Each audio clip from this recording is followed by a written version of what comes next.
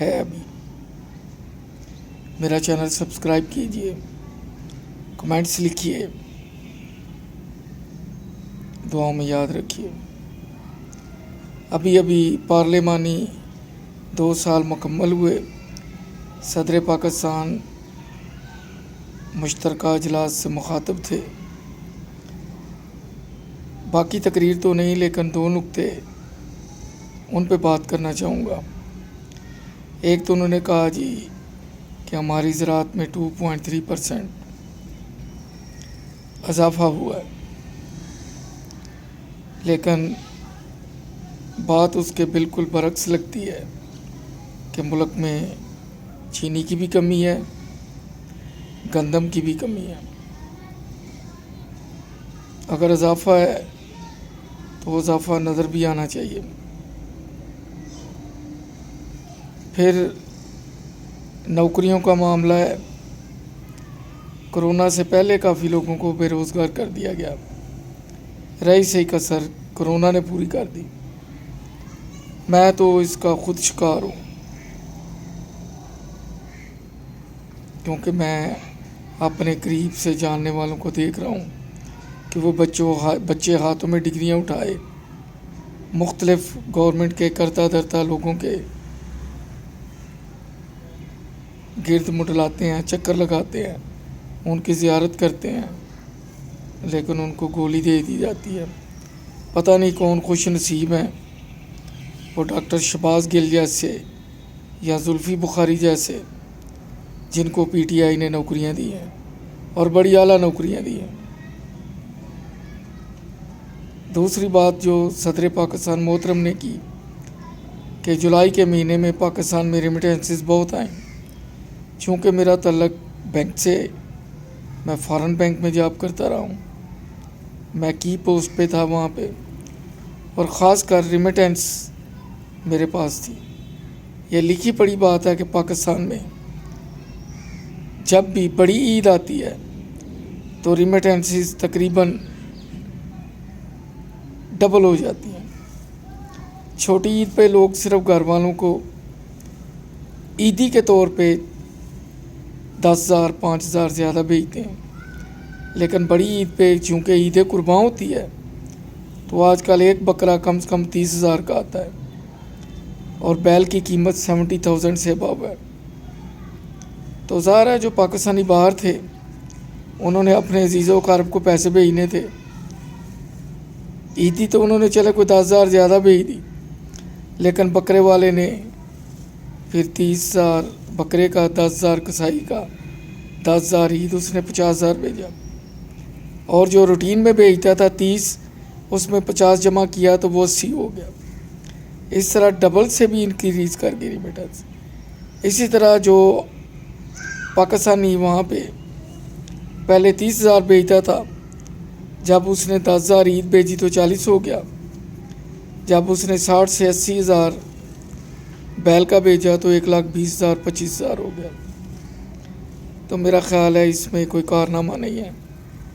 اگر ہے گورنمنٹ کا تو پھر گورنمنٹ کو خوش ہو کے جو انہوں نے بیرون ملک پاکستانیوں پہ موبائل لانے پہ پابندی لگائی ہے، وہ پابندی اٹھا لینی چاہیے۔ یہ بہت بڑی زیادتی ہے، بہت بڑی زیادتی ہے۔ جب پاکستانی اتنا زر مبادلہ میں کنٹریبیوٹ کرتے ہیں تو آپ ان کو دیتے کیا ہیں؟ جو ایئرپورٹ پہ سلوک ہوتا ہے وہ تو علیحدہ ہے، ہاں ووٹ کا حق دیا ہے وہ تو 5 سال بعد ہے، وہ تو نہ جانے کس کی قسمت میں ہے کس میں نہیں ہے، لیکن جو ہر سال آ رہے ہیں یا ان کے عزیز و اقارب ملنے جا رہے ہیں، اور جو فون لانے کی سہولت تھی وہ آپ نے واپس لے لی، یہ آپ نے بہت بڑا ظلم کیا ہے۔ ایسا نہیں ہونا چاہیے۔ اوورسیز پاکستانی کے ساتھ یہ بہت بڑی زیادتی ہے۔ باقی گھر، نوکریاں، یہ چیزیں تو بنتی رہیں گی، لیکن جو آپ کر سکتے ہیں وہ بھی کریں۔ اور ایک اور بہت بڑی، آج تک میرا حال ہے کبھی کسی ٹاک شو میں ہائی لائٹ نہیں ہوا کہ پرائز بانڈ واحد ایک غریبوں کا سہارا ہے، امیر ہونے کا، ایک سویلائزڈ، جس میں کوئی کرپشن نہیں ہے، کوئی ڈکیتی نہیں ہے، لیکن اس پہ گورنمنٹ کا ٹیکس جو نان فائلر ہے اس کا 30 ہے، جو فائلر ہے اس کا 15 ہے۔ کتنے لوگ ہیں جو نامی بانڈ رکھتے ہیں؟ وہ رکھتے بیچارے وہی ہیں جو غریب ہیں، اور جب ان کا بانڈ نکلتا ہے تو وہ 30% پے کریں۔ وہ 30 پے نہیں ہوتا، وہ سب سے پہلے بینک میں نہیں کسی ایجنٹ کے پاس جاتے ہیں، وہ انہیں 30% کاٹ کے بقایا دے دیتا ہے، 100-150 اپنی کمیشن رکھتا ہے، اور وہی بانڈ ایک مخصوص طبقے کے پاس پہنچ جاتے ہیں جو فائلر ہوتے ہیں، اور وہ 15% گورنمنٹ کو پے کر کے اپنی بلیک منی وائٹ کر لیتے ہیں، اور جس مقصد کے تحت قانون بنایا گیا ہے وہ وہیں کا وہیں رہ جاتا ہے۔ ہونا تو یہ چاہیے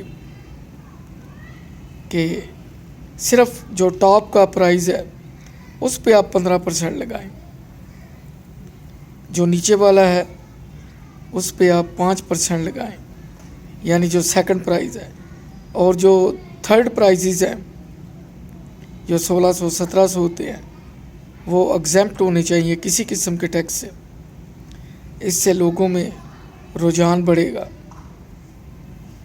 میں آپ کو دعوے سے کہتا ہوں کہ جتنے بانڈز وغیرہ نکلتے ہیں وہ ایک خاص مخصوص طبقے کے پاس، انویسٹر کے پاس پہنچ جاتے ہیں، اور وہی ان کو as a filer in cash کرواتے ہیں، اور ان کی بلیک منی وائٹ ہو جاتی ہے، کیونکہ عام آدمی فائلر کتنے پرسنٹ ہے؟ 100 میں 10 ہوں گے، 5 ہوں گے، باقی 90% ہے۔